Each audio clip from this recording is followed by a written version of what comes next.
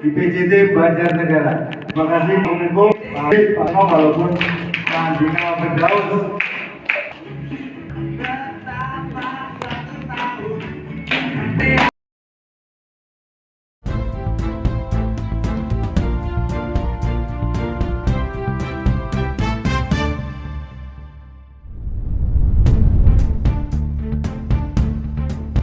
Marilah kita saksikan kemeriahan hari ulang tahun IPCT DPC Banjarnegara yang ketiga yang dihadiri langsung oleh Ketua Umum DPP IPCT Jawa Tengah dan juga Dinas Kominfo Banjarnegara, juga kuasa hukum IPCT DPC Banjarnegara Bapak Rasmono. Marilah kita saksikan seperti apa kemeriahan dan kebahagiaan IPCT Banjarnegara. Alhamdulillah kawayan bagi jadi Sultan. Allahumma sholli wa sallim ala sayyidina Muhammadin wa ala sayyidina Muhammad. Allahumma ikhwani minal ayyusu salatu syaitu qadir jalani.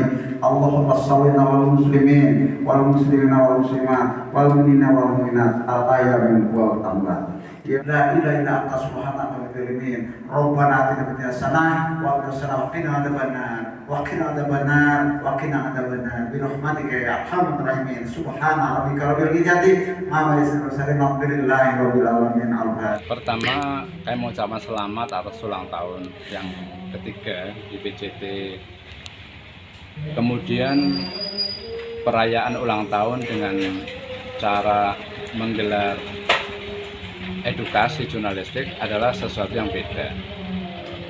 Ini tentu relevan dengan fungsi media dan jurnalisme yang menjadi visi IPCT. Ketika pelatihan ini melahirkan wartawan-wartawan muda, ini akan sangat membantu juga produktivitas berita-berita yang ada di daerah, berita-berita di sekolah-sekolah maupun di wilayah-wilayah. Jadi ini sangat keren menurut saya. Pesannya kepada rekan-rekan wartawan Insan Press Jawa Tengah cabang Banjarnegara seperti apa? Sebagai sebuah profesi, pertama kembangkan kompetensi agar profesional. Kami kira setiap profesi harus memiliki kompetensi dasar agar dia tahu batas-batas tak terlanggarnya, kemampuan untuk mengeksplorasi gitu, sehingga betul-betul bisa menjadi pewarta yang jeli, cermat gitu ya, dan menarik gitu. Kemudian yang kedua, harus sinergi, karena profesi wartawan, profesi pengacara ini kan, bahkan guru kan ada banyak lembaga-lembaga yang terbentuk, sehingga kami kira harus bisa sinergi sesama profesi media, dan kami pemerintah dalam posisi merangkul semua. Kami ingin Kominfo menjadi rumah besar bersama bagi seluruh media, bagi seluruh pewarta. Ayo mari bersama-sama menginformasikan, memberitakan Banjarnegara.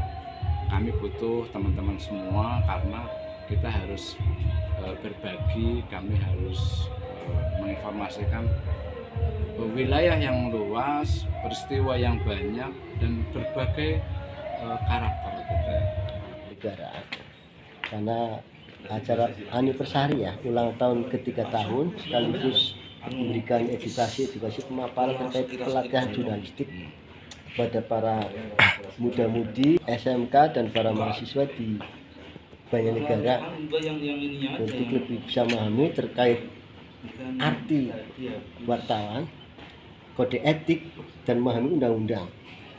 Dan selanjutnya agar IPCT Banjarnegara itu bisa menciptakan pemuda-mudi yang bisa kontrol, berkolaborasi dengan pihak negara, pemerintah, swasta, dan selalu memberikan hal-hal yang positif.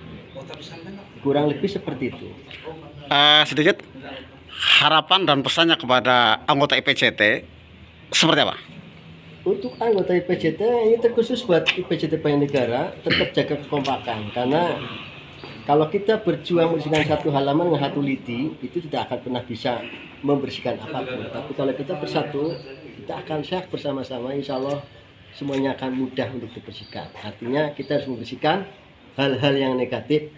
Kita harus kontrol kepada para pejabat-pejabat negara, harus sesuai dengan tupoksinya, sesuai dengan sumpah dan jabatannya. Itu tugas kita sebagai media untuk kontrol. Dan kita juga punya hak untuk menanyakan secara langsung pada pejabat-pejabat negara yang notabene memang sudah digaji dan dibiayai oleh negara. Tugas kita sebagai social control harus ikut menanyakan program-program seperti apa. Dan untuk Banjarnegara sendiri sudah luar biasa bagus.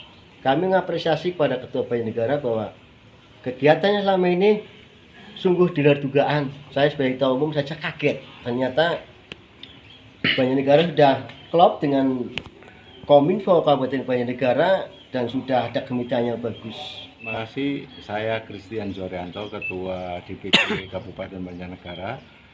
Hari ini adalah hari anniversary, hari jadi kita yang ketiga setelah kita dilantik tahun 2022 sama Pak Triharjo waktu itu.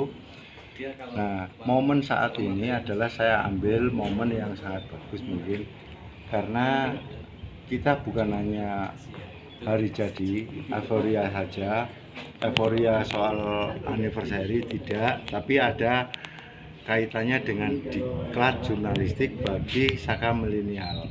Jadi pembelajaran untuk yang muda-muda agar next generation itu kita ada. Jadi ada namanya generasi kita mendatang, mereka lah di pundak-pundak mereka lah kita nanti akan ada jurnalis-jurnalis muda yang berbakat.